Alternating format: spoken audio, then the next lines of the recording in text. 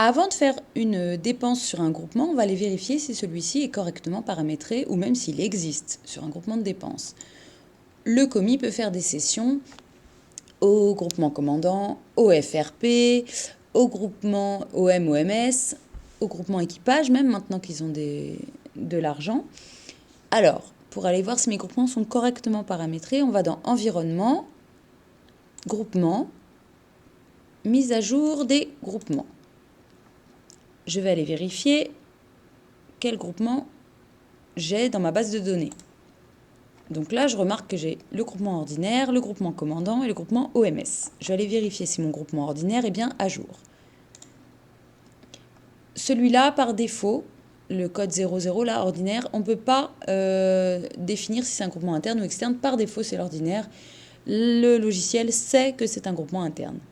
C'est un groupement de dépenses. Pourquoi? Parce qu'on va consommer des produits au titre de l'ordinaire. On va pouvoir dépenser des produits. C'est également un groupement de crédit parce qu'on va pouvoir saisir des effectifs dans ce groupement et les effectifs nous rapportent de l'argent. Une personne représente 6,44 €. Données financières. Alors, on va aller vérifier que ces données-là soient bien à jour. Là, on remarque que l'indice forfaitaire de correction terre n'est pas actualisé. On va aller modifier tout ça. Donc, toujours sur la date de travail, 19 mai 2019, là. On va aller lui dire que notre indice forfaitaire de correction terre, c'est 0,48 actuellement. Est-ce que ce groupement ouvre le droit à l'IV? Oui, parce qu'on peut saisir du personnel dessus, des effectifs. Donc, oui, on a le droit à l'IV. Pris en compte pour la majoration faible effective, bénéficiaire de la majoration faible effective, on met non, ça n'est plus d'actualité.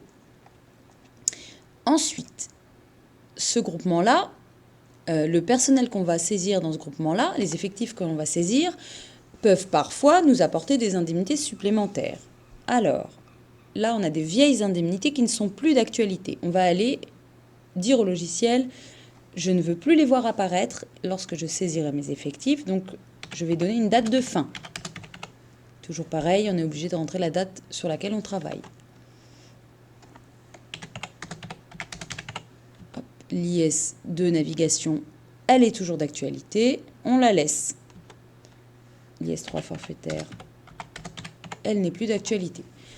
Si on veut aller lui rajouter des indemnités, selon la période, selon l'activité du bâtiment, on va faire une recherche F3 et on va aller chercher notre indemnité. Là, on n'en a pas créé encore, on ne les a pas encore réactualisés. Donc, par hasard, je mets l'indemnité navigation qui est déjà validée. Je vais aller lui donner une date de début et une date de fin. Voilà.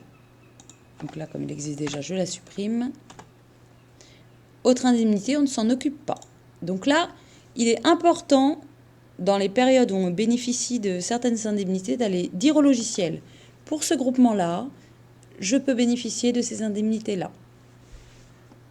Et on valide la modification de notre groupement. L'ordinaire, c'est fait. Je vais aller vérifier mon groupement commandant. Je vois que c'est un groupement interne. C'est un groupement de dépenses, oui. C'est un groupement de crédit, oui, parce qu'on va saisir des effectifs pour ce groupement-là.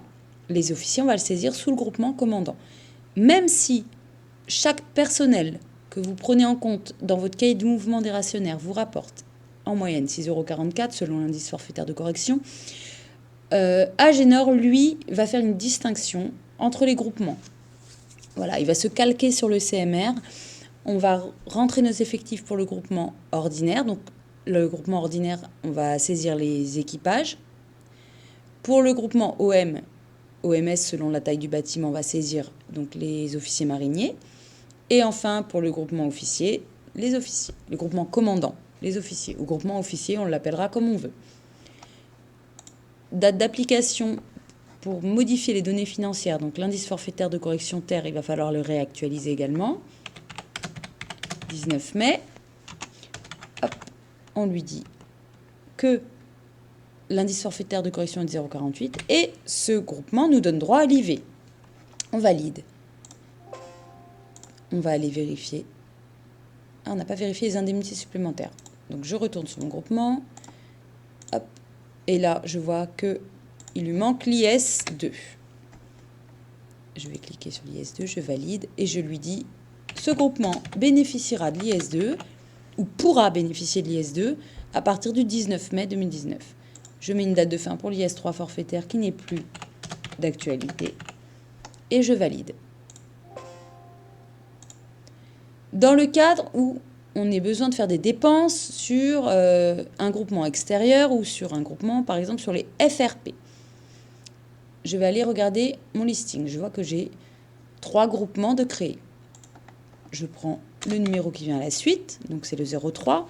Libellé du groupement, je vais l'appeler tout simplement FRP. Ça aurait pu être le nom du bâtiment à qui on va faire des sessions, qu'importe. C'est un groupement interne, les FRP. C'est un groupement de dépenses sur lequel on va pouvoir dépenser des produits, des denrées. Par contre, il ne nous rapporte pas d'argent. Je ne vais pas saisir des effectifs dans ce groupement-là.